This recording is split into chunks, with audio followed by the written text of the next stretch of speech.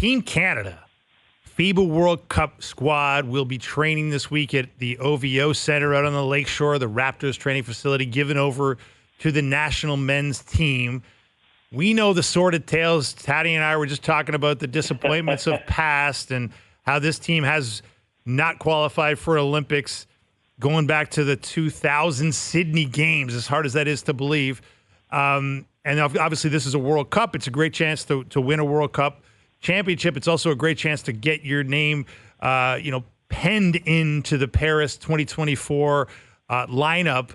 What gives you the optimism, if you have such a thing, if you can have such a thing as an observer of Canadian basketball, what gives you the optimism that this could be a different team that gets a different result when it comes to Olympic qualification?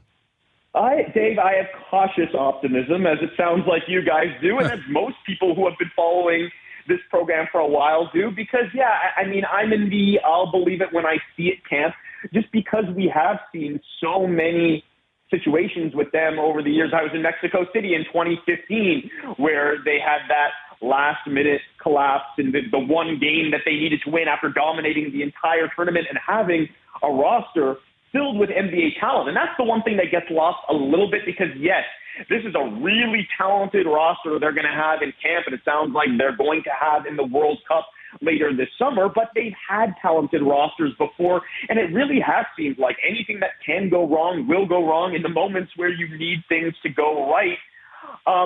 They've gotten commitments from some of the country's very best players.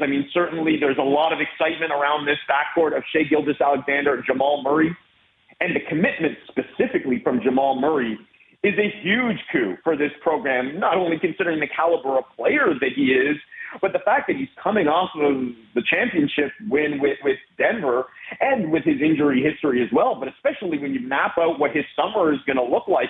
He just finished playing a few weeks ago. He's fresh off of the championship parade. He had a few weeks off, and now it's right back to Canada camp. And again, let's not forget what this commitment will look like here over the next month or so. The camp is about a week long, and then they go and they travel the world and play exhibition games, friendlies, which is an important thing, obviously, right? Because these guys need to build chemistry and they need to get on the same page, especially with a new coach after the Nick Nurse drama leading to the Jordi Fernandez hire. And then if things go according to plan and they do go the distance in the World Cup, that takes you until early to mid-September. So you're looking at, this is like a 5 to 6 week commitment for all of these guys. So again, credit to the program. They've had problems in the past of convincing their stars to play. They've done that now.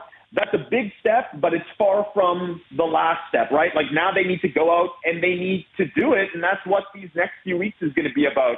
It's making sure that what's happened in the past doesn't happen again. You can't just throw a bunch of talent onto the court, especially in FIBA international play. It's very different from what these guys are used to. You can't just throw the talent out there and hope for the best. You need to have those guys get acclimated to each other and to the game, to the system. And if they can do that, then yes, that's where the optimism comes in.